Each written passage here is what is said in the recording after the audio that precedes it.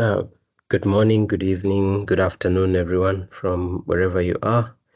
And thank you for joining today's session. This is yet another PMP review session where we're going to cover a specific topic.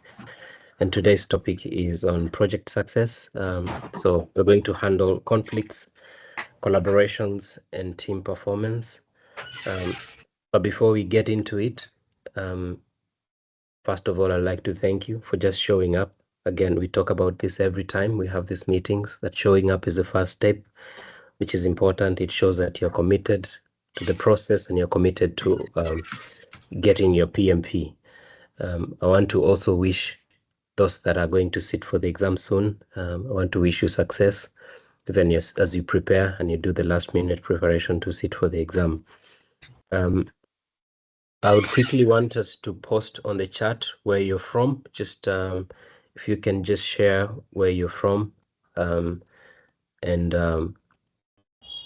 when you're sitting for the PMP exam, that will be good so that we can interact and just network with each other.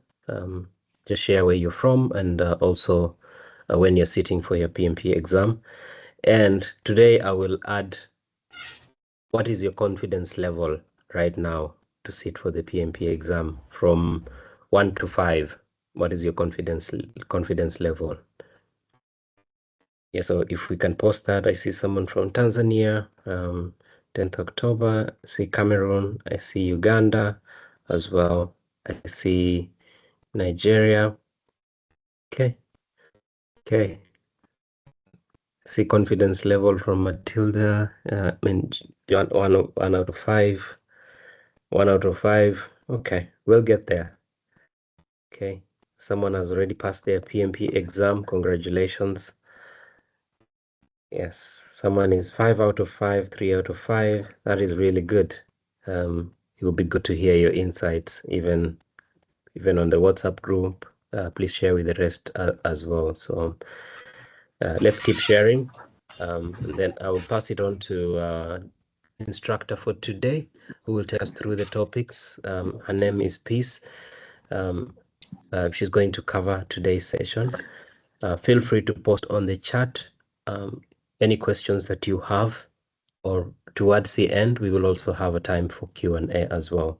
But I request that you stay engaged throughout the session. Should you need clarity on anything, just post on the chat as well, and I will be able to get to that. Thank you, and peace over to you. Thank you, Nelson. Welcome, everyone. Thank you for joining, and good evening from wherever you are. Okay, so today's revision session. For starters, my name is Peace. I'll be your instructor for today. We'll review all the content that you've covered in your PMP prep course, and today we're going to review 3 tasks from the people domain. We're going to review task 1, task 2, and task 3. Task 1 is managing conflict. Task 2 is leading a team, and task 3 is supporting team performance. So we'll start off with task 1, which is managing a team. And if you check your ECO, these are basically the tasks that you need to know for your PMP exam. So the first one is manage a conflict. And for you to be able to do that, you need to interpret the source and stage of the conflict, analyze the context of the conflict, and evaluate or recommend or reconcile the appropriate conflict resolution solution. Okay, so for starters, I hope you remember conflict is inevitable on any project management team, especially if you have good people on your team or high performing team. But the consolation is that they are not going to be conflicting about anything personal. So it's normally about work-related stuff. But as a project manager, you need to manage the conflict, or at least reduce the amount of conflict on your project team. Why that matters? Because effective conflict management will lead to improved understanding, better performance from your team members. Remember, you're trying to get them to be high performing, and it will lead to higher productivity from them. On the other hand, in effective conflict management, there will be destructive behavior, there will be animosity, there will be poor performance, and even reduced productivity.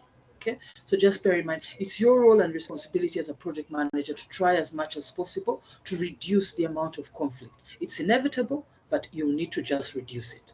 Okay, so we have 3 approaches. There's a predictive, agile, and hybrid approach. But you'll have to manage conflict on all approaches, whatever approach you've taken for your project. So for predictive and hybrid, managing conflict is the responsibility of all stakeholders, regardless of what approach you're using. It's the responsibility of all team members and all stakeholders. The direction, the handling of the conflict, all that is heavily influenced by you, the project manager. Okay. For agile, on the other hand, your team would be empowered to resolve the conflicts. Remember, it's a self-organizing team, a team leader for different iterations. So they're empowered to resolve their own conflicts. But the team lead of the time at that time can facilitate the resolution. So it's because the difference here in the approaches comes because of the nature of who is key at that time. For predictive, the key person is the project manager. In Agile, remember the key roles are the product owner, the team, and the team lead. So the team lead will facilitate the resolution for that particular conflict. While in hybrid and predictive, the project manager will be responsible for doing that. But the resolution, the techniques that you use, all are dependent on who is conflicting, how your interpersonal skills and even your servant leadership skills. That cuts across all approaches. Okay. So to start off with, it's best to understand who or where the causes of conflict can come from. We've already said a high-performing team is likely to be conflicting, and mostly on work-related issues. So what are the causes of those conflicts? And for starters, it could be competition among them. It could be differences in objectives, values, and perceptions, or it could be disagreements about the role requirements, the tasks ahead, the work activities, the individual approaches even, or it could just quite simply be a communication breakdown. Okay, but as you can see, all of these are a normal part of most human interaction. It's highly unlikely they'll be conflicting about personal things. Most cases, it is about all these things that we've talked about on the screen: values, perceptions, work-related stuff, and that would be key. Okay, so understand the causes, try and understand what the cause of the conflict is, so that you can resolve it as effectively as possible. So start with that. Okay, and then bear in mind that you need to manage the conflict as a team, as part of team culture. It's inevitable, like we said, but in a psychologically safe environment where people have been free to be themselves, then there is likely to be conflict. There is never a point in time where you'll find, even without outside of a project, that you can get on with someone 24/7. Especially if there's a psychologically safe environment, people are free to be themselves in that diverse environment. So team members need to be able to exchange ideas. They need to be able to to air out their own points of views about work. Disrupting the status quo, that project you're trying to create, the nature of your project, you're trying to create a change. You're disrupting a status quo. That in itself can lead to conflict, or it can lead to new opportunities. But the team would have previously also come up with a team charter. That team charter will empower them. It will guide them on how to resolve their own conflict. And that would be best, because you don't want them to come to you every single time to resolve the conflicts for them. So in a psychologically safe work environment, conflict is inevitable. So view that disruption and innovation as connected. View it, try and see the benefits. What can you get out of it? Encourage those exchanges, encourage those disagreements, but try as much as possible to use that team charter to prevent the exchange from becoming a conflict, and to prevent it from escalating into being a conflict. Okay, so that psychologically safe environment, those are some of the things that would come up, because people are being themselves, and that is inevitable. So how would you handle it? So for starters, you have that team charter. When you are forming the team, together with the team, you came up with certain ground rules. And part of the team charter is to enable the team to resolve their own conflicts. Like we said, you don't want them coming to you every single time to resolve a conflict. So at certain levels, let them resolve it. Maybe when it gets to a particular level, they can escalate it to you. So, and when you're handling the conflict, remember to focus on the issues, not the individuals. Try and understand what they're conflicting about. Like we said, it's work related. They have different points of view. So focus on those issues as opposed to the individuals, and try and see how you can resolve it through that. The team charter, the ground rules, those should be guides. Those should be instructions. Those should help you to guide you on how to resolve that conflict. And remind the people that are conflicting, the people that are involved in the conflict, of what you agreed in the team charter. Remember, you'd have maybe even set some levels of conflict, how to handle those levels, and what is acceptable and not acceptable behavior for your team. Okay. And in agile teams, they'll refer to the ground rules or the code of conduct they've come up with. So just have that team charter. The team charter is empowering. It will empower your team. Remember that. And if even inside that team charter, you can use this Speed Billy's levels of conflict as a guide to set your own levels, perhaps. So you use it as a guide. We're not saying use it directly, but use it as a guide. So Speed Billy's has those 5 levels, and you can describe those 5 levels in your team charter. What is level 1? What is level 2? At what point should they escalate to you? Should it be a contest? When it's a contest, when it's a fight or flight? So you might not use those exact descriptions, but have something similar, or use it as a guide in order for you to describe what it is for the team in the team charter. Okay, so this is Speed Billy's. Remember, level 1 is a problem to solve. Their differences are identified, then they are shared and discussed among the members. And at this level, it's simply just a problem. It's task-oriented. It's a task-oriented conflict. Then you go to level 2, and that's a disagreement. Okay, so here personalities and issues start to mix. So you might want at that stage maybe for the people to escalate it to you, or you might want to wait to get to the contest level. So define what a contest is in your environment, because these are win or lose dynamics, followed by people taking sides, distorted communication, or even personal attacks. Okay, then you have level 4, which is fight or flight. Okay, and fight or flight, here conflict participants may shift from winning or just trying to hurt or get rid of each other. Then level 5 is intractable. That's a war. Okay, and here people are now incapable of having a clear understanding of the issues. So the way you'd use Speed Billy's, these levels, is just use them as a guide to define your own levels. What is unacceptable? What is that war? That people, maybe that should be termination from the project, or level 4 is where they need to escalate to. Define that in your project charter, in your team charter rather, so that everyone is clear on what is acceptable or non-acceptable behavior. Okay, and also what can be escalated to you and what they can resolve themselves. Once you've determined that, then it would now be easy for you, or a little bit simpler for you, to understand how you're going to manage the conflict. But when you're trying to think about how to manage the conflict, you use your interpersonal skills plus certain approaches that we'll look at. So the interpersonal skills, I think that you've gone through, were emotional intelligence, use that, influencing, leadership, decision making, and active listening. Emotional intelligence is a key skill. You'll use that, use the empathy in emotional intelligence to understand and diffuse situations. Use your influencing skills to persuade the different parties to reconsider.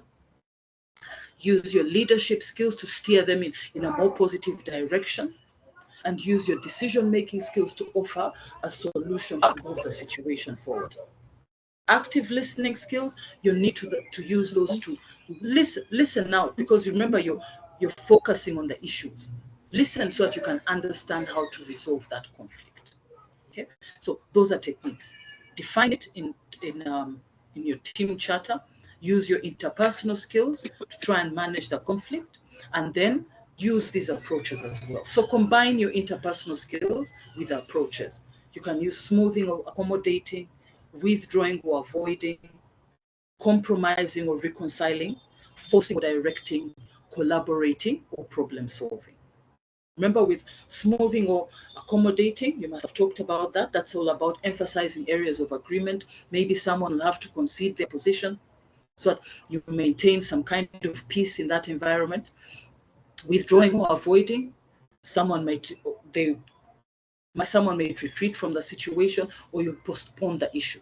So you're avoiding dealing with that entire conflict. Compromising or reconciling involves incorporating multiple viewpoints and enabling cooperative attitudes or open dialogue so that you can reach a consensus. And that's what you're aiming for. You might not agree, but you'll agree to disagree, but you agree on the way forward. That is consensus. Forcing or directing, you're pursuing your viewpoint as the project manager or project lead. You pursue your viewpoint and you offer only win-win situations. And collaborating or problem solving, you're incorporating several viewpoints. So we said at the beginning that the intensity of the conflict, the parties that are conflicting, all that will determine the approach that you use. Because if it's, for example, the sponsors or your funders that are conflicting, perhaps, you might not use a force or direct. If it's your subordinates, yes, you might use force or direct. So remember, the intensity of the conflict, the time you have to resolve it, the people that are conflicting, all that will determine the approach you use. But combine the approaches and your interpersonal skills in order for you to resolve that conflict. But conflict is inevitable. But manage it as much as possible so that it does not derail your project. Okay? So that was task 1, managing conflict. And I hope now it's clearer how you can manage the conflict through interpreting the source and stage of the conflict, analyzing the context for the conflict, and evaluating or recommending or reconciling the appropriate conflict resolution solution. Okay. So just as a test to see if it's clearer, and you can answer this, just take a note of it and see how correct you are. Which conflict management approach is best suited for a situation where both parties refuse to give in or to give in on their position? Which conflict management approach is best suited for a situation where both parties refuse to give in on their position?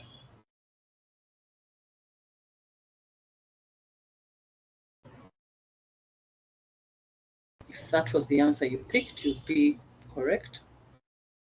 One more. Which conflict management approach is best suited for a situation where much is not known and currently the time to research and resolve the conflict is not available? Where much is not known and currently, yeah? Sorry, please. The answer for the first question was? Compromise or reconcile. Okay, the answer was A, because in the chat there was a lot of D's. There was a lot of D's? Yes. Force and direct, where both parties refuse to give in on their position. Okay, let's go back to compromise or direct or reconcile. You incorporate, they're refusing to concede on their positions. So you need to listen to what they're saying. Like we said, try and use your active listening skills and listen to what the issues are. So you can incorporate the multiple viewpoints and try and reach consensus. They may not agree to disagree. They'll have to agree to disagree, okay? But at least agree on the way forward. You're not always going to agree on a project. You're not always going to agree with everything everyone says. But try as much as possible as a project manager to incorporate all those viewpoints. But you can only incorporate them if you're paying attention to, if you're listening, if you're using your active listening skills. Now, if you look at force and direct, now imagine if those who are arguing in that question that we said, if those were your funders or your sponsors, they have different viewpoints about the project. One has a funding issue, maybe that's the World Bank, and then this the sponsor is saying something else. But you as a project lead with a technical experience and everything, you can't force and direct those two. You can't pursue your viewpoint at the expense of theirs because they have concerns. So forcing and directing, that might not be the most appropriate. So in terms of D versus forcing and directing, it would best be compromising or reconciling when people have different points and they're refusing to concede. Okay. Okay. So compromise or reconcile. So B, which conflict management approach is best suited for a situation where much is not known and currently the time to research and resolve the conflict is not available. Much is not known and currently the time to research and resolve that problem is not available.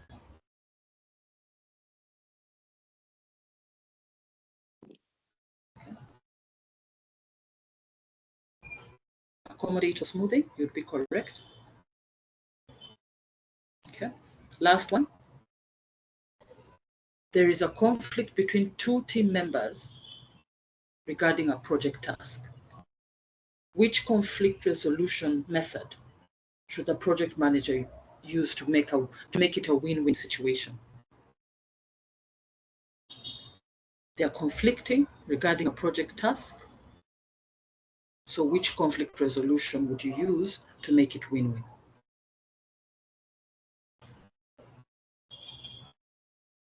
Okay.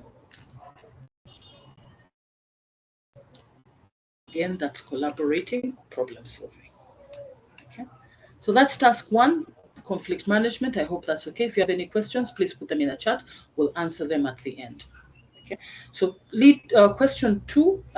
task two is leading a team. Okay.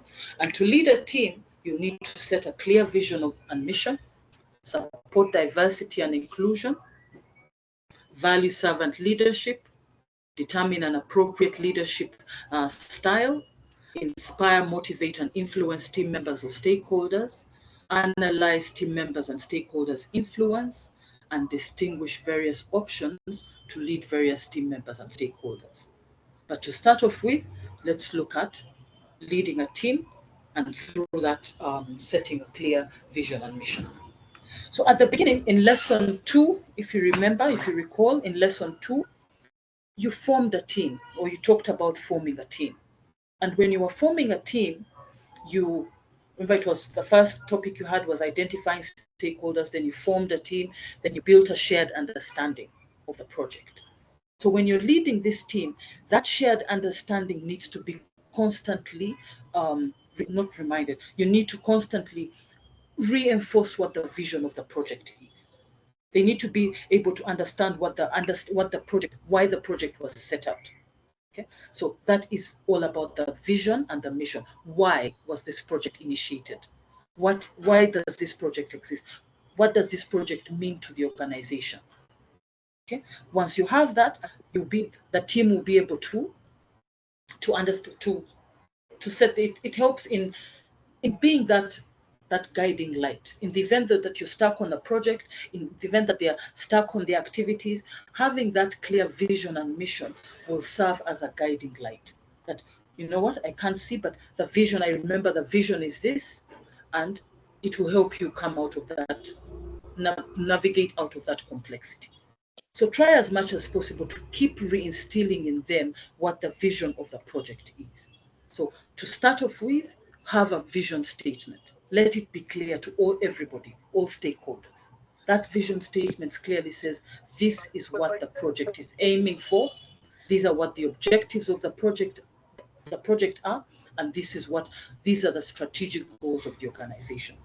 So when the project begins, it's critical to have that clear vision of the desired objectives. So create a project vision statement. Together with, and that vision statement will be input, all the things that you put in the vision statement will be input in the project charter. Because the project charter will also need that description or that definition of that why, the reasons why this project is being undertaken.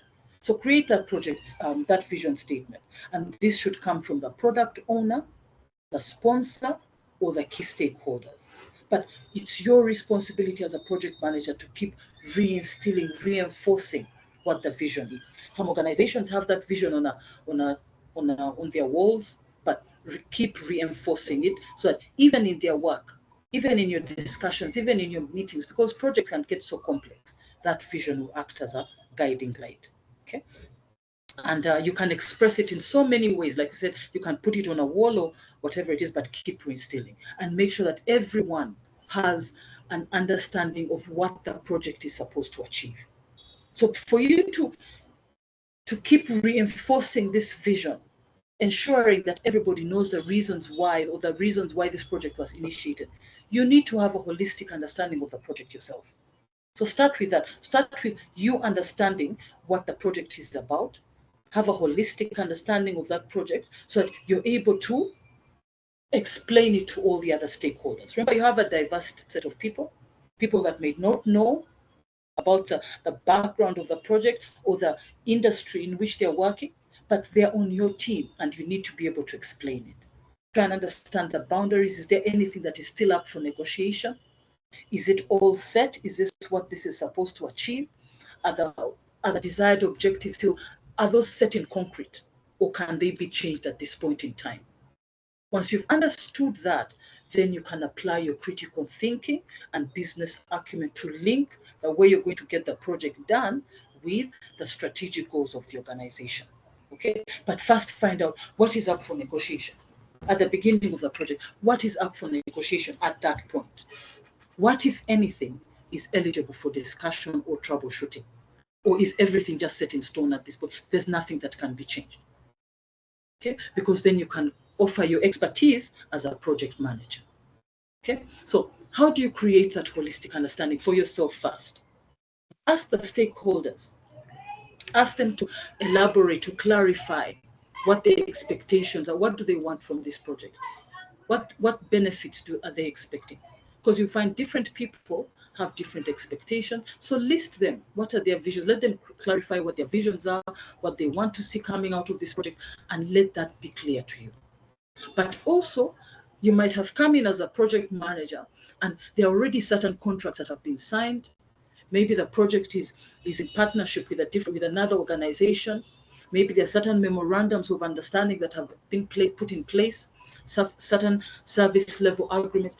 All that will give you an understanding of what is already existing in the project, because you want to understand it fully. Look at the emails that have been exchanged from the key stakeholders, those people that initiated the project. They must have exchanged some emails, some kind of communication saying this is the project, we're thinking of starting this project in an aim to do this and this. Those emails would help you understand what the project is supposed to achieve.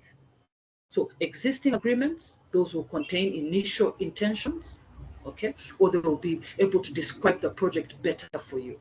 Contracts with external parties, memorandums of understanding, service level agreements, letters of intent, verbal agreements, and even communications between the key stakeholders, and statements of work. Maybe there are contracts that have already been given out. Okay, high level stuff that you've already found in place. Okay, so have an understanding, look through that so that it can be very clear to you what the project is aiming to achieve. Once you have that holistic understanding, it is better for you then to explain to the stakeholders. Look through the business case. Okay, the business case document, that one was already created by a business analyst. Okay, looking at a perspective, from the perspective of the business. They're trying to understand, will this project be feasible, economically feasible, financially feasible? Okay, what are the benefits of undertaking this project? How will the market respond? All that will have been documented in the business case. The problem that the organization is trying to resolve, the reason why they need this project, that will all be there in the business case. So that business needs, the need for the organization, the reasons why will be documented inside the business case. So the business case is a documented economic feasibility study. It will give returns on investment if you do this. It will give you all that analysis, that this is the research that we've undertaken. and we feel that this project can actually be worth pursuing. So because we undertook this study, these are the results we have. Check those documents. That is the business case. It provides that basis for why the project activities have been authorized. The business needs, we said, is inside there, identifying the high-level deliverables, giving a prerequisite of formal business case, and even describing the requirements, what needs to be created. Okay, all those will help you understand. The more you understand, the easier it will be for you to help others understand and even navigate through certain complexities. Okay. At this point also, when you're at this point of trying to create the vision at the beginning of the project, you can even negotiate on the project success criteria. What does success look like? What will success look like for this project? How will you know that you've completed or you've completed the project just as the stakeholders want to do? So interview the stakeholders. What does success mean to them? Gather expert judgment. Maybe there's technical success criteria. Okay. Look at lessons learned, historical information, your quality policy, because maybe you cannot be, as much as you may create your product, it will not be successful if it has not met certain ISO standards. Okay, so you need to come up with acceptance criteria. Define the acceptance criteria at that point. Okay, for predictive, it's acceptance criteria. For adaptive projects, you'll need to come up with a definition of done. Specify what done means.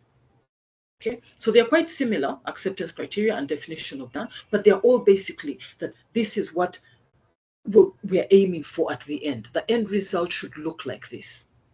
So negotiate that if there's still room for negotiation based on your expertise as a project manager, and define or agree on that project success. Okay, and then help everyone else to understand that vision.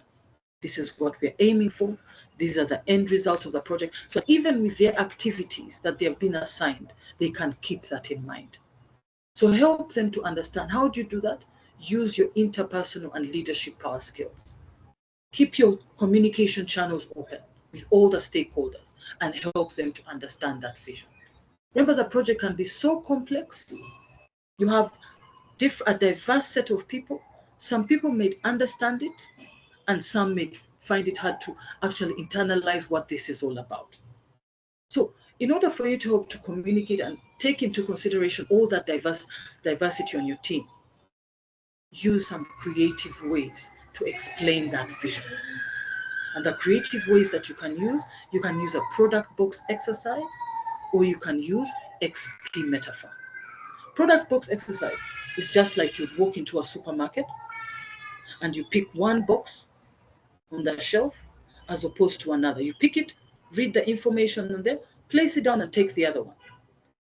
The reason being is that one appealed to you. One appealed to you more than the other. So similarly, this is the product box exercise. You'd look at it and say, talk about the benefits that project is going to provide to the customer. So internalize that vision from a customer's point of view. What do they want to hear? Not necessarily what do they want to hear, but what will the project mean to the customer? And emphasize that value. So it's as if you're marketing the project to that customer. That's the product box exercise. Then XP metaphor is just a technique that explains a complex idea in simple, familiar terms. Back in the day, when you're younger, you probably had stories about the hare and the rabbit, the fox and this, to help you understand a very complex, like fables. Parents will tell you fables, just to help you understand a very complex value at that age. So similarly here, use that simple explanation, that simple term to explain this complex idea. That's XP metaphor. It's a technique that explains a complex idea in very simple, familiar terms, using common language so that everybody can understand. Remember, you have a diverse set of people. So be creative about the way you want to communicate this vision, and use those two techniques as just examples: a product box exercise and XP metaphor. Okay. to help communicate the project. And once you have that vision, internalized, then it's time to start thinking about creating your project charter.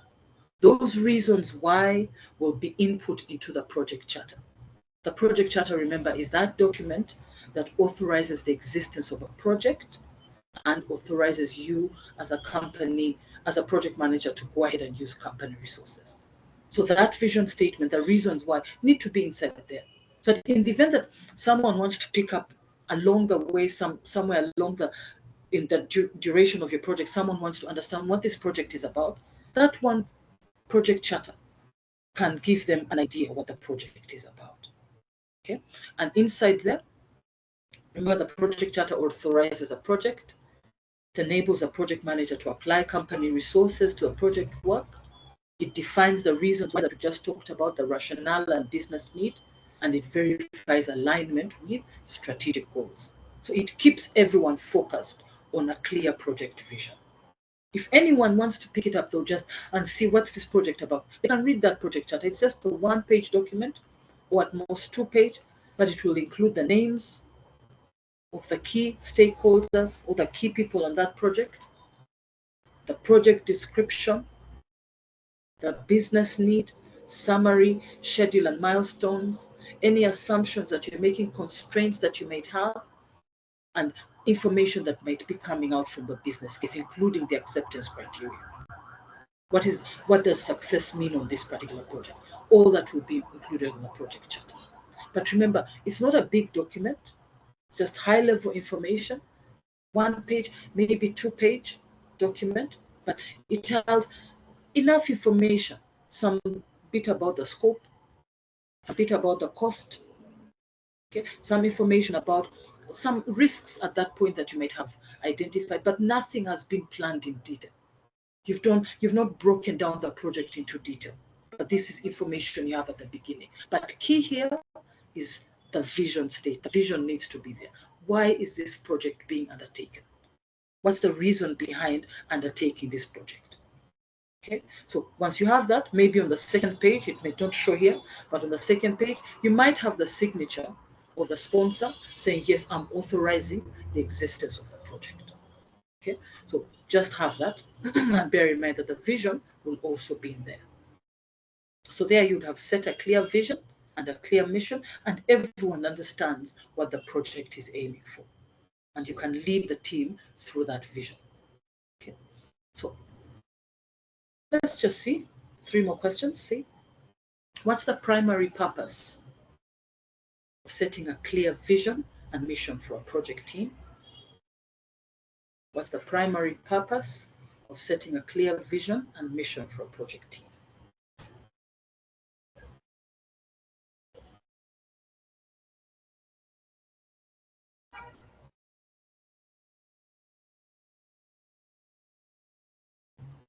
Okay.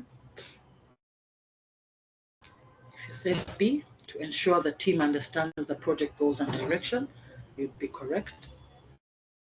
Another one, which of the following is a key benefit of having a well-defined vision statement? Which of the following is a key benefit of having a well-defined vision statement?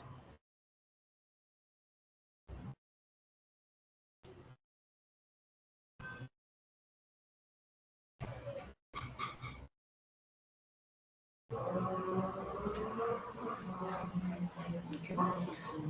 If you said C, you'd be correct. It provides a clear direction and purpose for the project. You know the reasons why the project is being undertaken. What should be included in a mission statement for a project? What should be included in a mission statement for a project?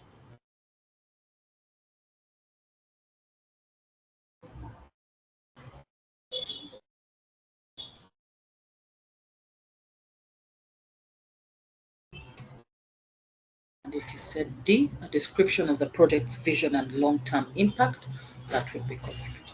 Okay. So that's vision and mission. If you want further reading, you can go back to your notes. That was in lesson 2. Okay, lesson 2, when you are building a shared understanding of the project. So let's continue with task 2, leading a team, and we are going to look at now supporting team diversity and inclusion, and inspiring, motivating, and influencing team members or stakeholders. Okay. There is a lot of benefit from having diverse team, remember? Okay, so you have this diverse team that give you different perspectives on your project, and your project will be that much richer with all those different perspectives. So you need to support that diversity.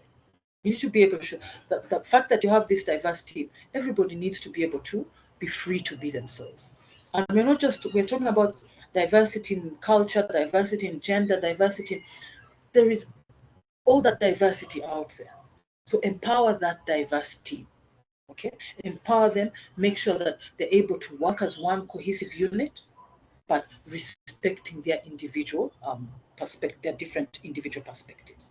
And to be able to support that, you'll also need to create an environment that acknowledges that diversity, that acknowledges it in a positive way, so that people are able to be free to be themselves. Okay, once you have that diversity, then make sure that people are comfortable. Okay, people are comfortable to be themselves on that project. So support that team. Diversity, equity, and inclusion, psychological safety goes hand in hand with that. That psychologically safe environment goes hand in hand with diversity, equity, and inclusion. Okay, so create a psychologically safe environment and embrace that diversity. Okay, psychological safety, you had a definition there, is being able to show and employ oneself without fear of any negative consequences or status, career, or self-worth. You should be, in other words, you should be able to be comfortable being yourself at your work setting. So create that environment for everyone. Let them be comfortable being themselves in that work setting. Okay. Healthy work settings will embrace diversity. They are built on trust and mutual respect, and they ensure ethical decision making. Remember, we talked about the team charter? Put some ground rules in there. Put what is acceptable and unacceptable behavior. What are you willing to tolerate? What are you willing not to tolerate? Okay, so create that safety for everybody on your project. Okay, but we're not talking about diversity just in gender, age, ethnicity, and all of that. The diverse set of people will need diverse ways to motivate them. Not everybody is motivated the same way. Okay, you have people that are different ages, people that have worked longer than others, some that are just coming out of university on your project. You need to motivate them differently. So understanding these motivational theories will help you to find some ways to motivate all those diverse people on your team. So the 4 diverse theories that you looked at: Maslow's hierarchy of needs, Herzberg's motivation hygiene theory, and McGregor's theory, X and Y, and McClelland's achievement motivation theory. Those 4. There might be more out there, but those are the 4 that you focused on in the exam, in your preparation course. So starting off with Maslow's hierarchy of needs, this is all about Maslow's. This is basically saying that everyone, or people basically, are motivated based on human needs. Maslow grouped human needs into 5 categories. And he said humans need to fulfill these categories progressively from bottom up. So you can start off with those physiological needs, then safety, belonging, esteem, and self-actualization. So try and understand, where is this individual that you want to motivate? At what stage is he? Is he right down at the bottom? Or is he at the safety stage? Maybe he has some savings in his bank account. He's comfortable in that way. So maybe the belonging stage would be more motivating. Or he's past that stage of belonging, and it's esteem that would motivate him.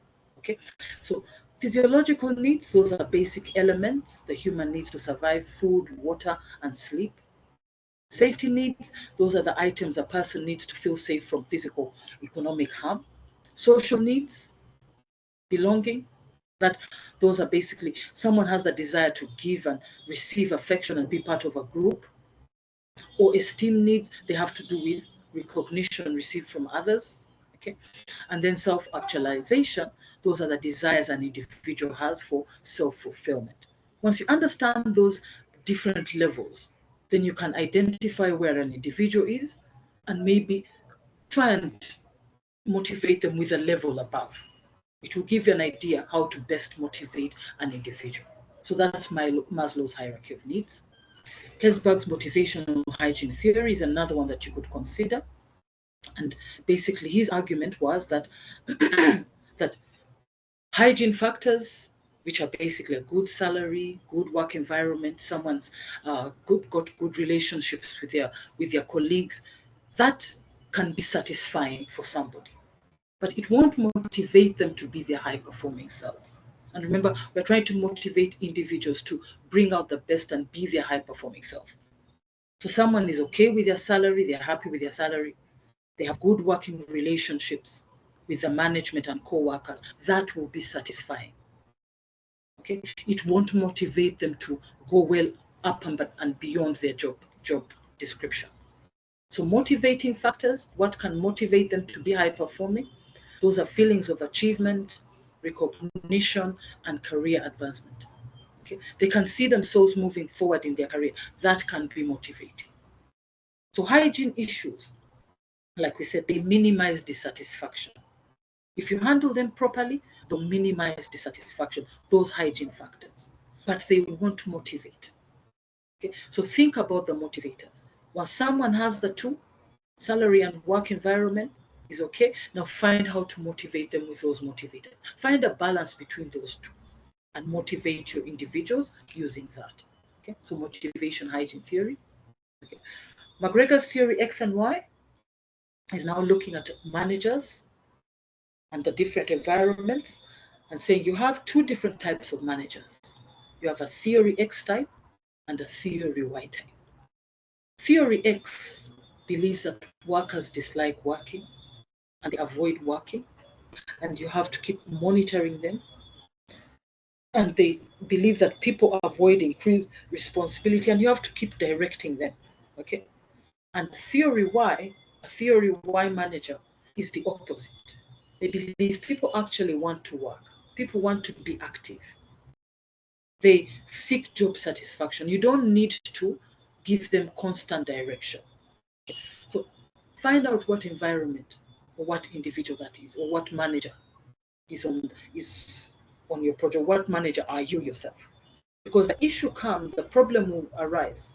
There'll be certain environments, certain industries where the theory X manager is the most convenient, or that is the most appropriate manager for that industry, while theory Y, there is an industry also for that person, for that manager. But the problem arises when a theory X manager is trying to manage theory Y individuals, people that are self-motivating, people that actually want to work, and you're hovering over them, believing that they actually don't. That can be very demotivating. Then theory Y, the issue also will come when a theory Y manager with that kind of attitude, believing that people want to work and entrusting that people want to work, is managing a theory X individual. Okay, so make sure that you have the right manager managing the right individuals when you're assigning tasks, delegating, finding supervisors within your team. Do not give a theory X to theory Y people or theory Y to theory X individuals. Okay, because then you'll have an issue on that. So those three we've looked at: Maslow's hierarchy of needs, the hygiene factors, and McGregor's theory X and Y. Then lastly, McClelland's achievement motivational theory. So McClelland believed that at some point in everyone's life, an individual's needs are shaped by their life experiences. And one of those factors that you see on the screen becomes dominant in an individual's life: achievement, affiliation, or even power. You might find individuals in your project where power is so dominant at that point. Okay, they're really, or maybe affiliation. They really want to please the team members. They want to please, or maybe even achievement. They want to do the tasks on their own and all of that. So as a project manager, try and motivate them by trying to bring out balancing all those three. Try and bring out maybe affiliation if achievement is dominant, is too dominant. Try and bring out the power. If the power, you see power is a little bit lacking in that individual. Try and get a balance of those three. Use that information that you have to influence goal setting, to influence feedback, or even the motivation reward systems that you have, and identify the need to balance and create T-shaped people. Once you get that information, you try and find out what is dominant in an individual, you can create or help an individual to become T-shaped or high-performing through that. Okay, so use this. Don't just look at diversity in gender or diversity in age. Look at even the diverse ways that you can motivate all those diverse people on your team, including all these theories that we've talked about. Okay, and then also uphold the team charter. The team charter has all those ground rules that you came up with. Use it to motivate them, use it to build and create that psychologically safe environment to ensure that everyone is safe. Are the rules visible? Is that team charter available to everyone? Do any of those ground rules that you set at the beginning, do they need updating, for example? Because maybe some certain circumstances have changed. Are the team members, the new team members coming in, are they being inducted properly? Because if you remember, Tuckman's stages of team formation said individuals go through certain stages, but any change in dynamics, a new team member, a member leaves, you change your roles, any change in dynamics may take a team back to a stage that they had passed. So to help them navigate out of any storming stage quickly, because they'll probably be in a storming stage for some time, to quickly navigate out of that storming stage, do and have a good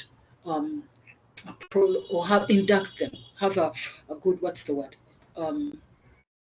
induction for the new team members, so that they're able to understand what's in the team charter, what the agreed upon behaviors are, so that they can minimize the duration of time that they spend in the storming stage. And if a ground rule has been violated, how are you planning on achieving that? So come up with those rules, let them be clear in the team charter, the appropriate response, remind the team parties, the person that has violated, that remind them about the mutual agreements, coach those team members back into correction, use servant leadership, but save harsh disciplinary for severe violations.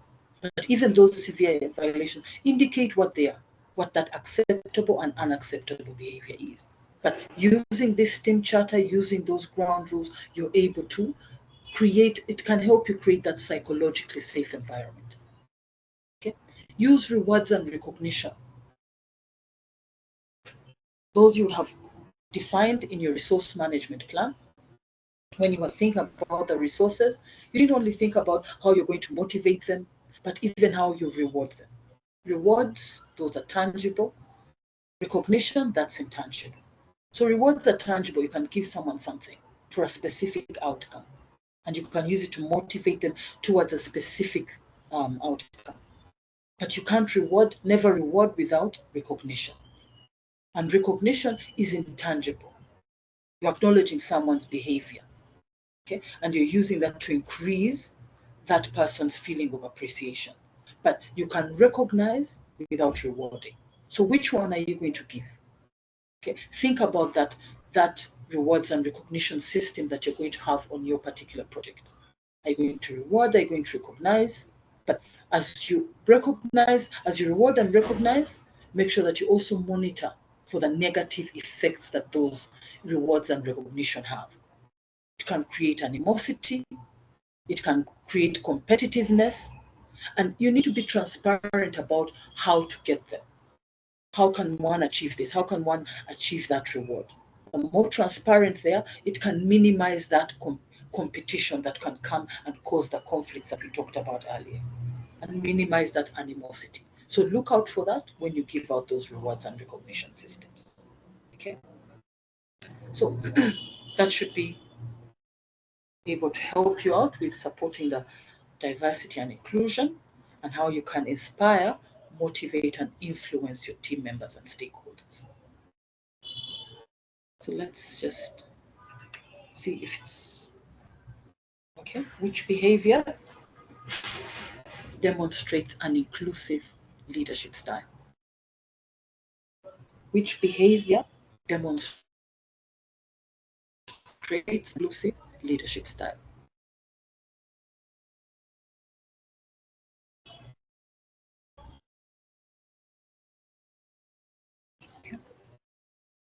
Said B, providing equal opportunities for team members to contribute. Second one, which of the following actions can help support cultural diversity in a team? Which of the following actions can help support cultural diversity in a team?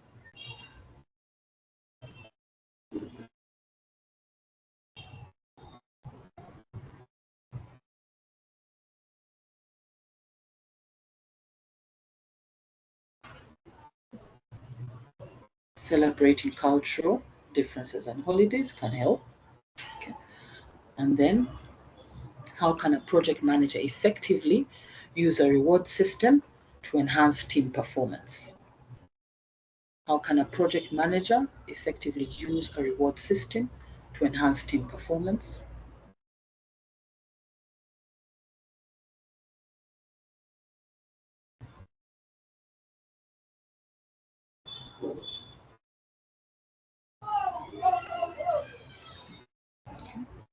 And the answer would be by offering rewards for team-based achievements.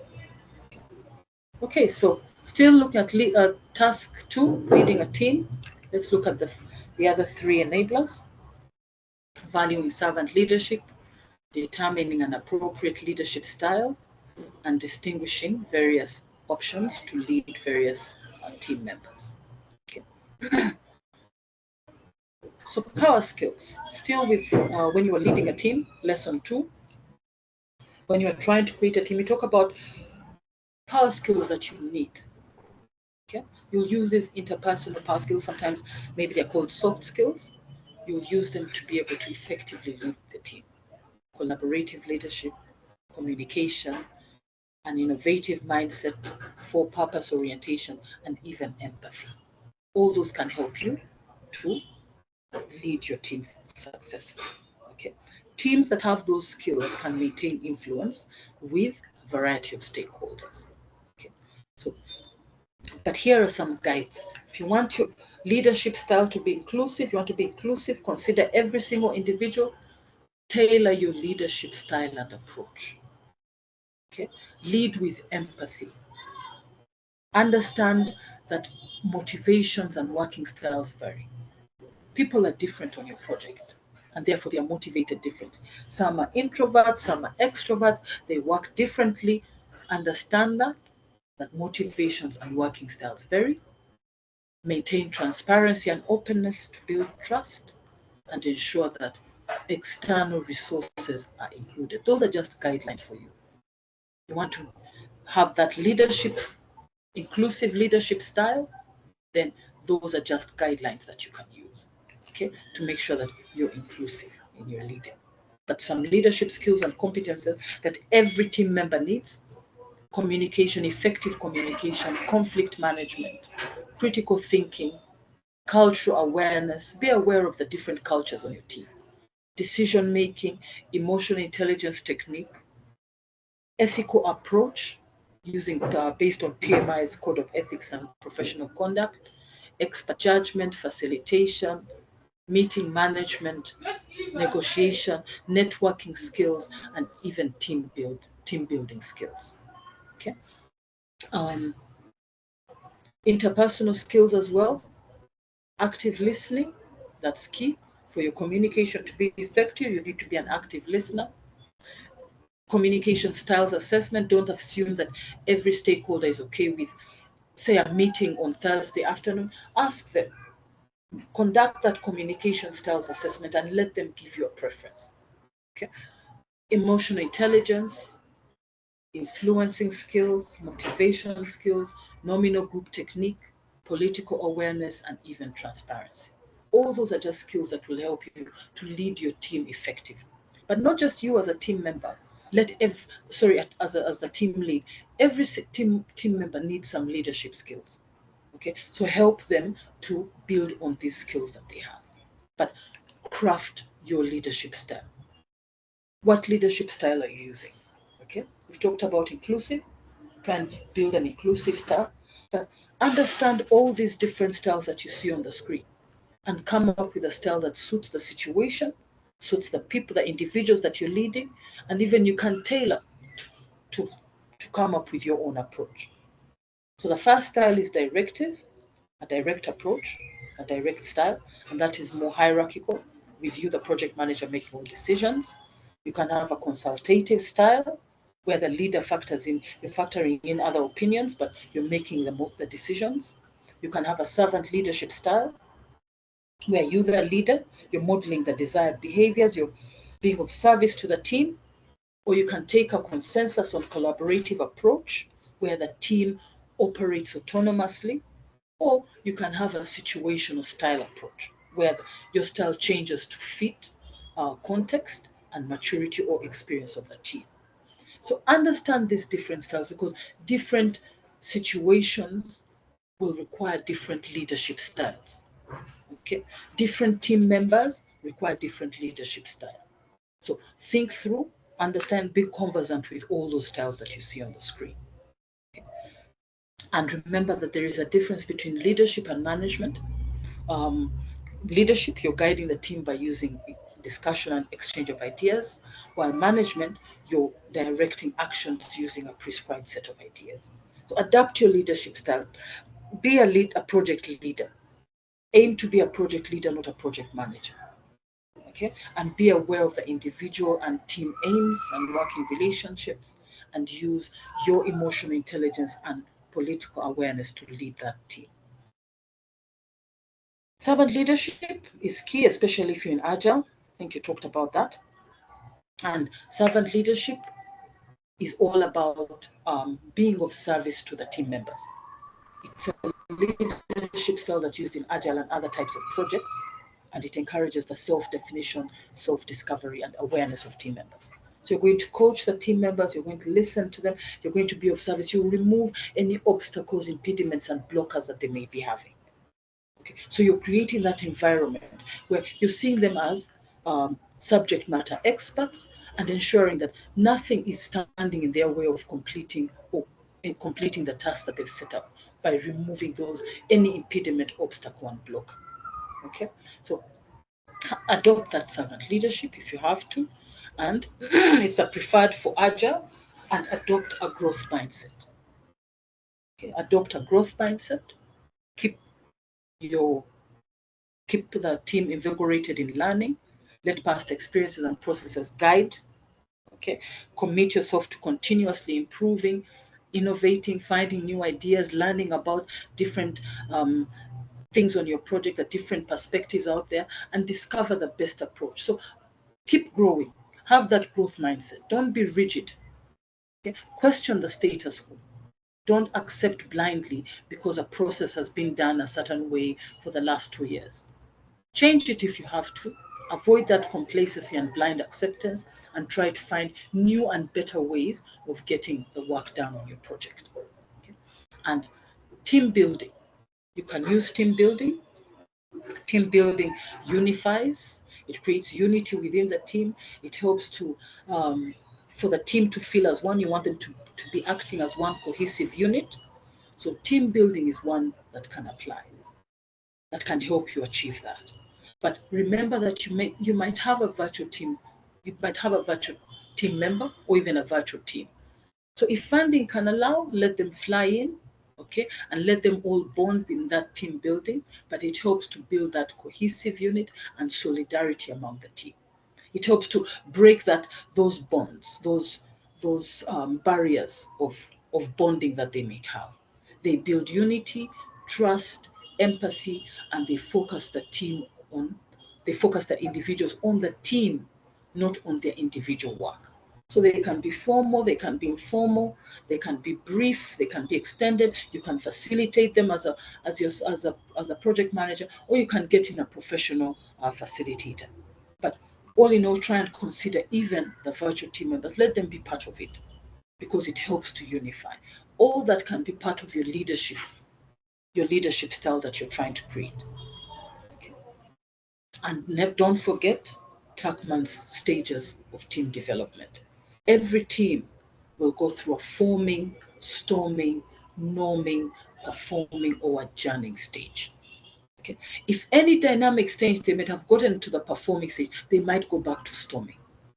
So once you understand the Tuckman stages of team development, it helps you understand why your team is storming. And therefore you can help them navigate out of that easily. Okay. Or if a new team member comes, joins a team, and they go back to storming, at least you'll understand why they're storming at that stage. So forming, remember, is where team members meet and begin to trust one another. Storming is where they begin to assert themselves and take control of emerging issues. Norming is where they begin to work productively without worrying about personal acceptance or control issues.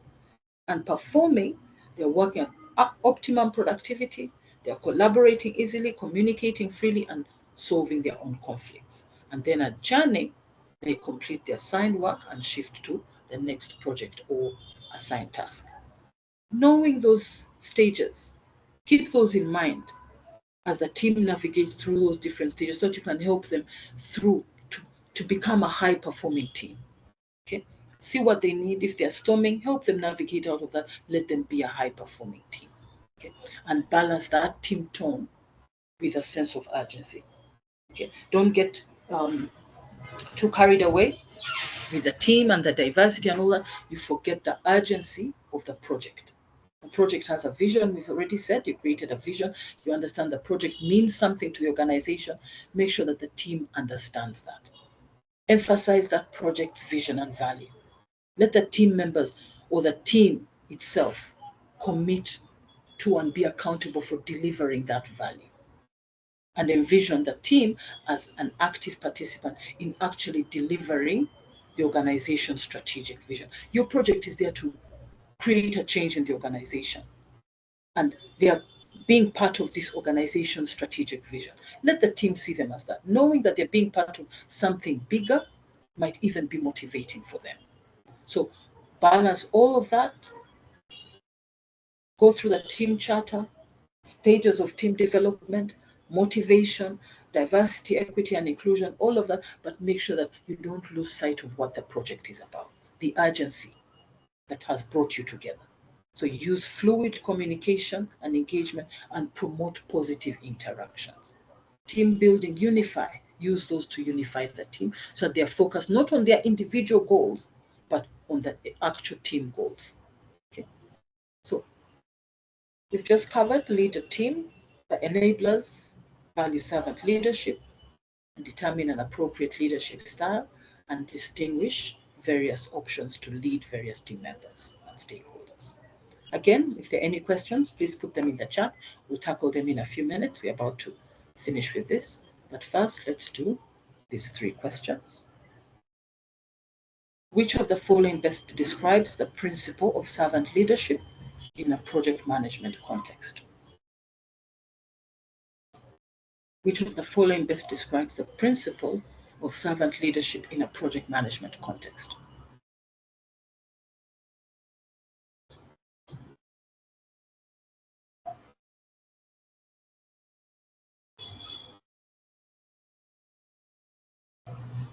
Okay, if you said C, you'd be correct, focusing on the growth and well-being of team members. Okay. How can a project manager show that they value servant leadership when setting goals for the team? How can a project manager show that they value servant leadership when setting goals for the team?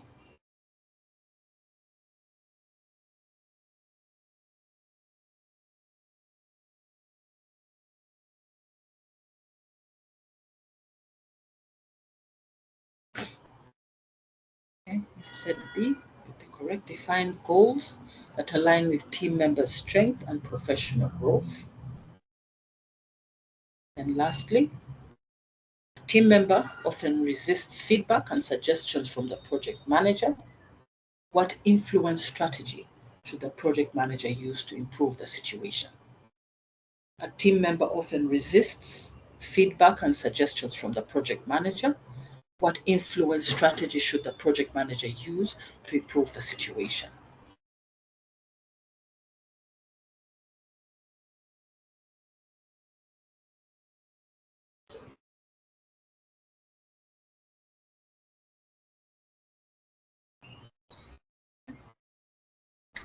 If you said B, you would be correct. Use a collaborative approach to understand the team member's perspective and address concerns. Okay. So, lastly, lead a team, analyze the team members, stakeholders, and influence. So, this I think you'd have covered in lesson 2. Lesson 2 was about when you are getting to know your stakeholders. Okay. When you're identifying your stakeholders, you listed them, you have a stakeholder register, but to go beyond just having a list, try and assess those stakeholders. Who is key and who isn't? What power does this stakeholder have? What is their interest on your project?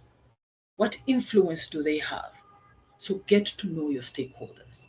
The power is the level of authority, interest, the level of concern about the project outcomes. The influence is their ability to influence the project outcomes. How can this individual, how can this stakeholder influence your project outcomes? So get to know them beyond their job titles. You'll have determined that they're internal, they're external, and all of that information, but try and get to know them. So some tools and techniques that you can use is stakeholder mapping. And stakeholder mapping, you can either use 2-dimensional grids or 3-dimensional grids. 2-dimension, you'll be plotting power against interest, or power against influence, or impact against influence. But the quadrants would not change. So power, interest, all those can change. It can become power or influence, or impact and influence, but the quadrants stay the same. Okay, so understand who are those stakeholders that need to be monitored. Who do you need to keep satisfied? Who are those that need to be managed closely? Or who are those that need to be kept informed?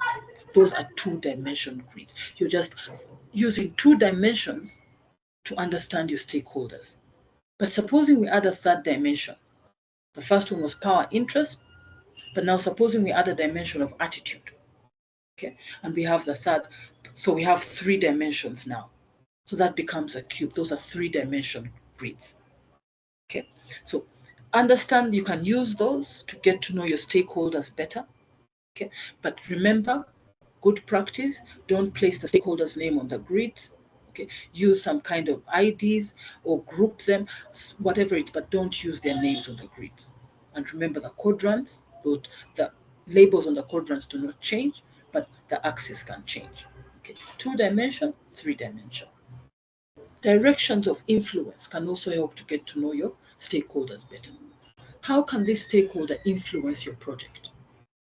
So consider the upward influence, how they can influence senior management, business, financial interests. Maybe consider downward, your team members, the project hierarchy, downward in your project hierarchy, your team member, or even the specialist. How can they influence outward? Maybe the clients, end users, external vendors, and all of that. Or how can they influence sideways, your fellow project management peers? If you understand that, it can even be of use to you, knowing that you know what the stakeholders' social network is. You have an idea that if you're stranded in this industry, there's a team member that can help. There's a stakeholder that has a relationship with a certain individual that you need to get in touch with. So understand the social network of those project stakeholders, specifically the direction of their influence. Okay, and that is something that use that directions of influence to further understand your stakeholders. Saliers model can also help to understand a stakeholder's urgency, their power, or their legitimacy. Power, we've already talked about that one, level of authority, urgency, okay, and then legitimacy. sometimes can be substituted for proximity. Okay, so some stakeholders have urgency and power, others have urgency and legitimacy, others have, they may have all three as a definitive stakeholder. But urgency, remember, is the level of required detail, the time constraint. How urgent is this project for this individual, for this stakeholder? And how legitimate are their concerns? So think through all of that for each stakeholder, and you'll come up with the stakeholders that are key, the stakeholders that need to be managed closely, those that need to be kept informed. It will help you to understand clearly so that you do not miss communication with a key stakeholder that could have that you should have kept informed perhaps, or you should have managed closely. The salience model, directions of influence, and even stakeholder mapping. Okay, and manage their perceptions. Some perceptions are overly positive, others are negative, overly negative, but all those perceptions need to be managed. Have a holistic understanding of all those perceptions and manage them closely, and help your team members to manage those perceptions as well. Whether it's positive perception, negative perception, all of them, whether when they're overly done, they can be damaging to your project. Overly positive, you're promising too much. Negative, that can be demoralizing, demotivating for your team. But both of them can be damaging. Try and find out why someone is negative about your project, include their that feedback in your project, and manage those overly positive perceptions as well. Then capture that feedback, all that perception, and help your team members. Use your interpersonal skills, active listening, emotional intelligence, and effective communication methods to capture all that stakeholder feedback. Incorporate it, put that in the project requirements, put that in things that you need to manage on your project. The key stakeholders, speak to them, find out what they need, what their requirements are from the project, what the vision is from the project, and even their communication preferences. Okay, using that communication styles assessment. For all stakeholders need to be communicated to. Whether it's the general public, whether it's your key stakeholders, all of them need to be managed. For larger groups, you can use questionnaires and surveys. Okay, you can use social media to send out information. But remember, every single stakeholder needs to have information, maybe at different intervals, but in the appropriate information about the project. Okay, so don't leave anyone in the dark, so to say. And monitor those stakeholders and their engagement. Again, you'll have updated, and you keep referencing this grid, this two-dimension grid that you're using. Keep referencing it, because stakeholders influence changes throughout the entire project. Someone might have been in monitoring at the beginning of the project, but now they're in the quadrant D, where you need to manage them closely. So keep updating. And don't forget the reasons behind why you put an individual in a different category. Use stakeholder analysis, use your expert judgment, keep a record of the reasons you placed them there, but keep monitoring. Because someone's engagement, he was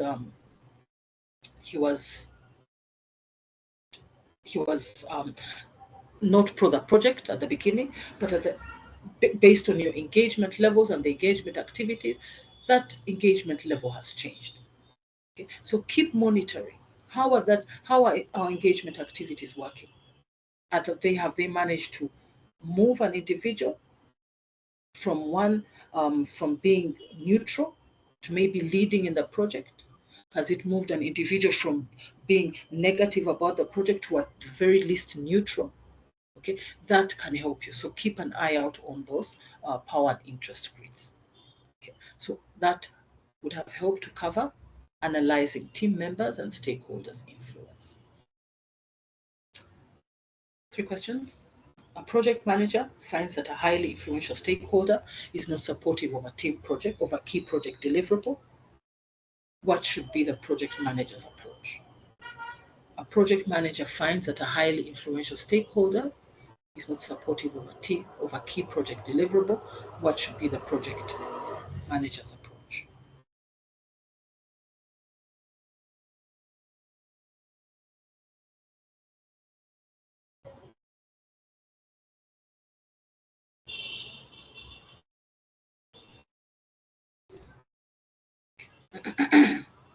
Engage the stakeholder in discussions to understand their concerns and seek solutions to address their objections.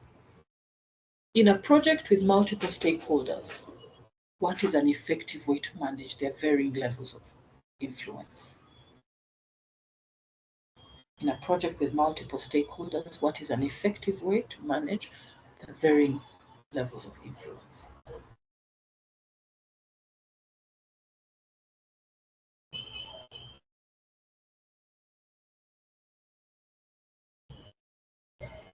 Prioritize communication and engagement based on their level of influence and interest. And lastly, a project manager is planning a strategy to manage stakeholder influence. What is the first step in developing this strategy? A project manager is planning a strategy to manage stakeholder influence. What is the first step in developing this strategy?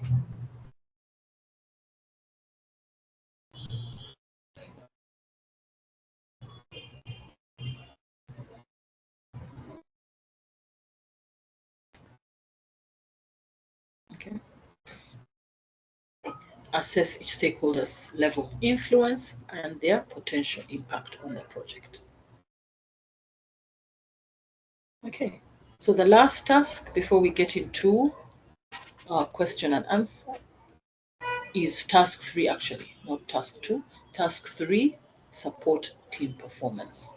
So to support team performance, for you to support team performance, you need to appraise team member performance against key performance indicators, support and recognize team member growth and development, and determine the appropriate feedback approach, and verify performance improvements. Okay. So far we've looked at leading a team, managing conflict. Now we are looking at supporting the team. We want them to be their high-performing self. And we said you can manage and lead. Manage using objectives. You said manage, you're using a prescribed set of ideas. So use ideas, use objectives. Set objectives with them. Each single team member. Set objectives with them about their individual tasks, and set objectives with the entire team about team object. What is the team aiming for? And when you start using objectives, those clear objectives will guide them to high productivity, and that's what you want. You want the team to be a high-performing team. You want to encourage them to aspire for something else. Okay, so use those clear objectives to guide productivity and encourage aspiration. Set them collaboratively with the team members, because when you set them collaboratively, then they all know upfront what they're aiming for. Okay, they have agreed to those objectives. So they know upfront what they're aiming for, and they are more likely to adhere. And make sure that those objectives are challenging yet attainable. You can set them at the start of the project, but throughout the entire project, but set them at certain intervals.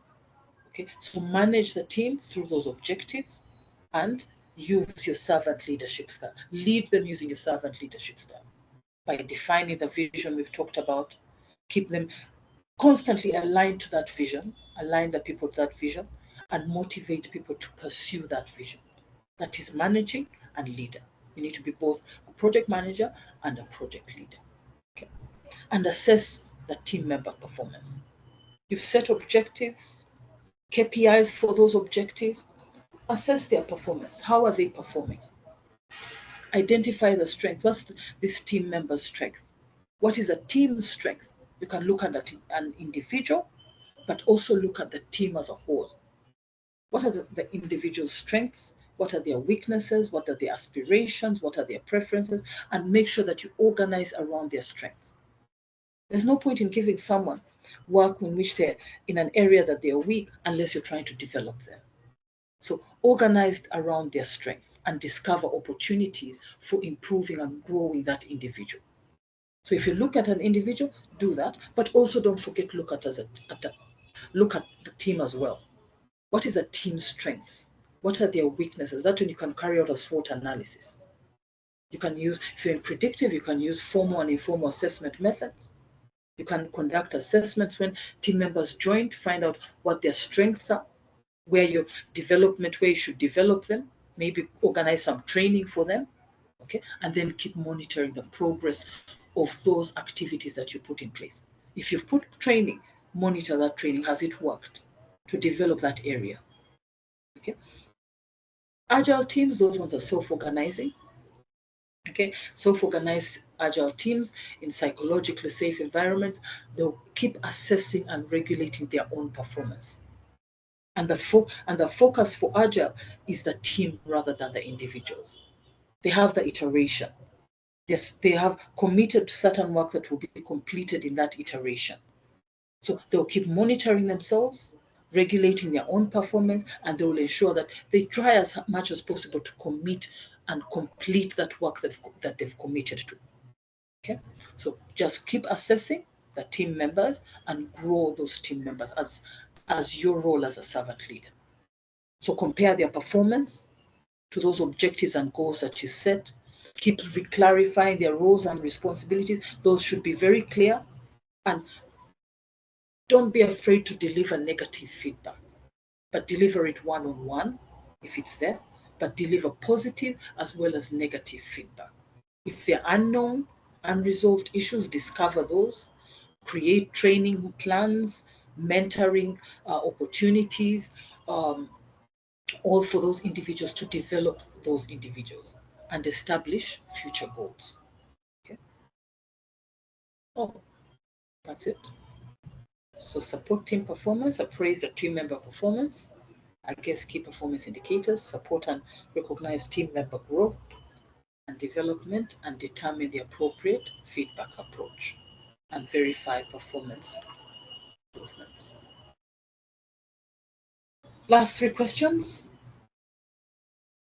What's the primary purpose of appraising team member performance against KPIs in project management?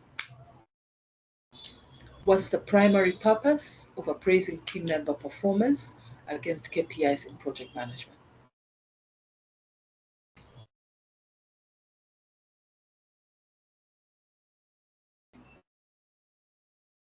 Okay.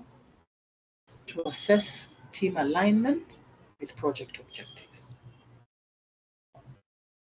Which feedback approach is most appropriate when a team member consistently meets or exceeds expectations? Which feedback approach is most appropriate when a team member consistently meets or exceeds expectations?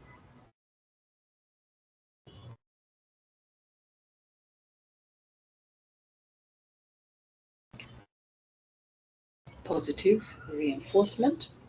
And lastly, which of the following best describes a performance improvement matrix?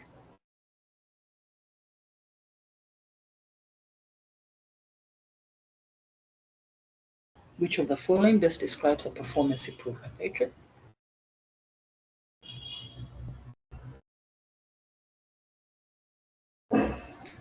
Okay. A quantitative measure used to assess progress. Okay. Any questions? Should I need to stop sharing? Maybe then I can get the questions. Nelson, I think. Yeah. Thank you, Peace. What I will do is I'm going to enable the microphones so that in case anyone has a question, you can just raise your hand and then ask your question.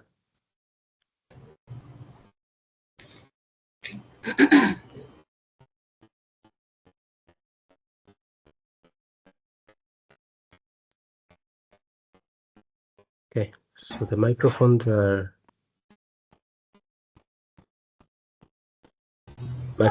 activated. We can start with Elvis.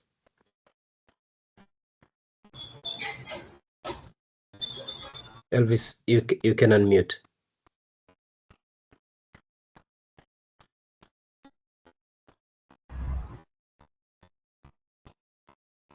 Yeah. The recording will be shared. I've seen a question on that. I've seen some posts on the chat. Would you like to just come on off mute and then ask the question directly? can I go ahead? Good evening. Yes, Good evening. You can go ahead. Okay, good evening. Yeah, so I just want to know, I'd like to go over this section again. With the chat be shared? With the video, yes, be shared. Yes, Oh, recording will be shared, yes. Yeah, okay, just to confirm, via email? We mostly share the recordings on the WhatsApp group, so just look out for that once will post the link there for this recording and even for Thursday. Oh, I'm not on the WhatsApp group. Can I please get access? I will share the link to join the WhatsApp group on the chat. All right, thank you. Thank you so much. All right, thank you. We have a hand from Ofumbe. Yeah, right. Yeah, good evening, sir. Good evening. Yeah, a new member of the PMB. All this while I've been trying to do. My question is out of this. I just want to be put through because I've been finding a way to join the Nigerian chapter. I've tried all I could, but not till now. Nobody to link me. So I don't know. Maybe from there you guys can link me so that I will join the PMB Nigerian chapter. Thank you, sir.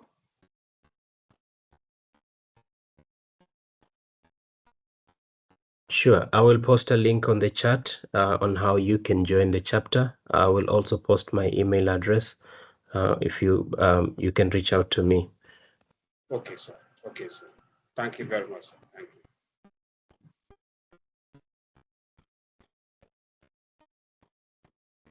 From here, so we have actually tried to join, so maybe later I can also accept us in the WhatsApp group. Yes, we will do so. Okay. Thank you.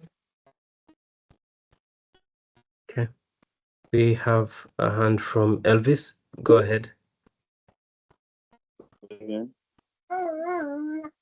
Good evening.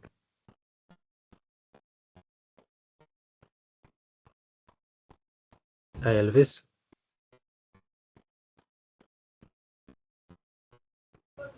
Okay, we'll go to Nkiruka.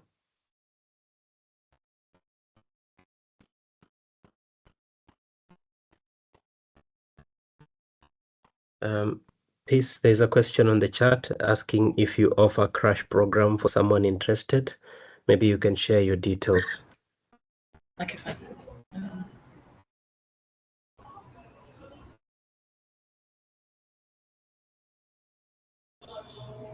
Okay, and then there's another question on the chat. How do we assess agile teams? Is there any tool for assessment? This is from Kiruka. I'm not sure if you would like to expand on that question to make it clear. Can I take that? Yes, sure. Okay. Agile teams would have assessed themselves based. Remember, agile teams have iterations, and those iterations are set. Basically, set. They have a set period. So let's assume that it was a 2-week iteration period. They have committed to certain work in that period based on their capacity. So they would measure against that. Have we achieved what we wanted to achieve in that iteration? Have we completed that work? Should we lower on our velocity? So they are looking at that. They would measure through the velocity, how much they can achieve in an iteration. What is our velocity? What is the average velocity at this point in time? So that is how Agile would do it. And most of the times they would aim to complete what they have committed to achieving in that iteration. So assuming they wanted to complete 100 story points. So that is what they would be aiming for. Did they complete those 100 story points? But maybe the next iteration, they would complete maybe 80 story points. So their velocity keeps changing. So they're looking at velocity as a measure of how much they can get done as a team. Velocity would be what they use. I hope that's okay. All right, thank you. We have another question on the chat. asking, in a stakeholder matrix, why can you not name the stakeholders by their name? For privacy reasons, that stakeholder mapping could be assessed by anybody. Now, supposing the person at the beginning of your project has been resistant to your project for so many different reasons, but even that attitude changes later on and they get a hand on your project. It could be demotivating to see that you've placed them in that category, or it could, just for privacy reasons, to allow people to be themselves, to voice out their opinions about your project. Do not place those names on there. Otherwise, you might restrict people coming out as themselves. Does that make sense? I hope you're okay with that. Okay. Thank you. For those asking about the WhatsApp group chat, I've shared that link on the chat.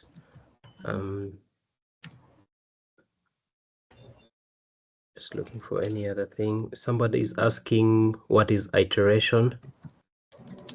Iteration is basically that set time period that an agile project uses to get some work done. So agile, if you're taking an agile approach, you'd have taken that agile approach because your project has a lot of requirements that are unknown. So you want to develop this project of yours, you want to develop that product with in constant collaboration with the customer. So what you do is have these iterations. They are short periods where work gets done, and they can't be longer than 1 month. So typically they're like 2 weeks. For 2 weeks, the team starts working and they're aiming to deliver a small bit of the product that they can demo to the customer so that the customer can give them feedback. Are we on the right track? Is this what you want? Okay, so it's just to enable value being created sooner. Okay, it's to enable the value to be created and in constant collaboration with the customer. So have these iterations, set short time periods where work gets done. After that iteration, demo to the customer and let him give you feedback. Then you move to the next iteration with that feedback. You can make modifications. Okay? I hope that's okay. Thank you. Elvis, did you want to ask anything else? Because I know you asked this question.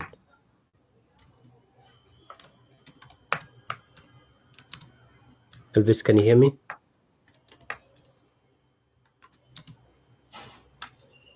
Okay. See if there's any other question. So the refresher programs have been, there's a link that has been posted by Peace on the chat. If you'd like to have a refresher program with Peace, there's a link that has been posted on the chat. You can go on that link or contact Peace directly and she'll be able to assist with that. Someone is asking about PMI study hall. Is it okay to use study hall for studying? I would say from my personal experience, you can use study hall to supplement what you're doing in your own studies. Study hall will give you all the tests, sample test questions. You'll give you mock exams as well. You'll be able to have a study plan. You can be able to put your date of exam there and be able to do questions daily on different domains and different areas of the PMP. But you will need to do further studies outside of study hall. I would say study hall is your study buddy, but you need to also put in your effort in terms of understanding the concepts that are being shared in class and some of which Peace has talked about today. You will need to go through that to supplement what you're doing on study hall. Okay. Peace, would you like to talk through how to manage time during the PMP exam? The exam itself is slightly less than 4 hours. And the best way to practice that, honestly, is to go through a full simulation exam. Because each question, there are 180 questions, and each question is about 1 minute and a bit. You have 1 minute, slightly over 1 minute to answer each question. So the best practice you can get is going through an actual simulation exam. So like Nelson said, Study Hall has those simulation exams. You can practice that and make sure that you have that timing. Get that timing. One, because you might, and when you're going through the exam, just go through each question and answer it. Then you can mark it to come back to it. But don't leave it blank. Don't leave it blank and then think with the assumption that you're going to complete it after the exam has, after the timing you have, you're going to come back to that question. Answer each question as you go along. Those that you're not sure that if you've answered correctly, flag them for later. And then if you have the time, you can come back. That way it ensures that you have answered all by the time the exam has come. If you have time, then come back. But the best practice you can get is simulation exams. Simulate sitting, simulate that entire those entire 4 hours. Simulate just all of that. Okay, so simulation.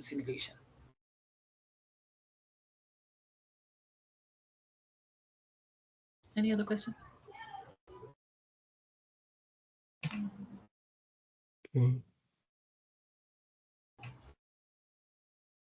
As a project manager, how do you make a team member keep you updated, especially since they are an expert in their department and feel there's no need to seek your input?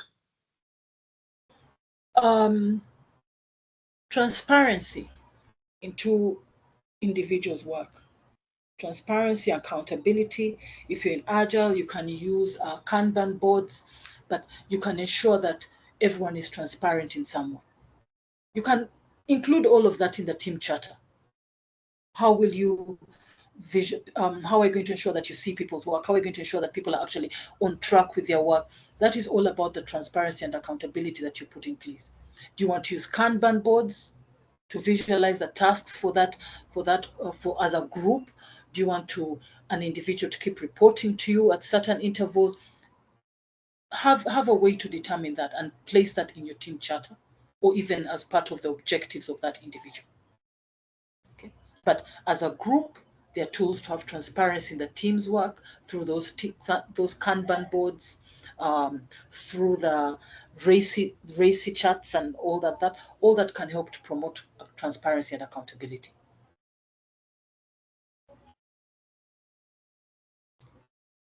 Okay. Right. We seem not to have any more questions on the chat unless someone would like to raise their hand for a specific question.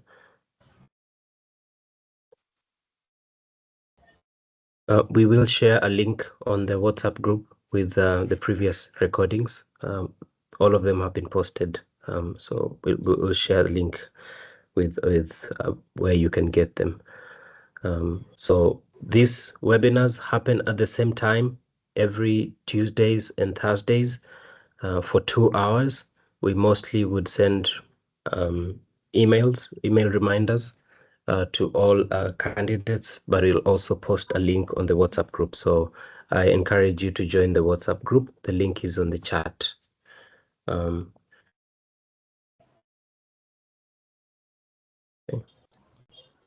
Okay.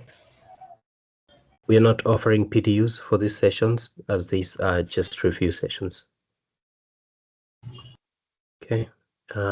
In case there is any further question, you can just drop it in the chat or reach out to me directly or post in the WhatsApp group as well. We'll be able to get to that. But for now, we'll close it here. I want to thank Peace so much for today. Thank you for just delivering this insightful session, a very insightful session, and going through every detail and even sharing some of the questions and clarifying and even answering the questions from the candidates as well. Please feel free to reach out to Peace. I'm going to reshare the link she posted on the chat. If you'd like a refresher program with her, you can reach out to her directly through that link. should be able to do that. What we've done today is really high level. Some of these things go really deeper than this. So if you like to do that one-on-one with her, you can reach out directly. So please, thank you so much for today. And to the candidates, thank you so thank you. To the candidates, thank you so much for showing up. Let's keep engaging, let's keep interacting, answer the questions that the rest of the candidates will be posting on the chat on WhatsApp.